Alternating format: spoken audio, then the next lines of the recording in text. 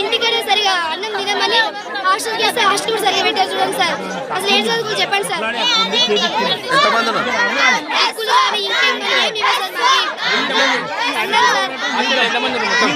232 sir.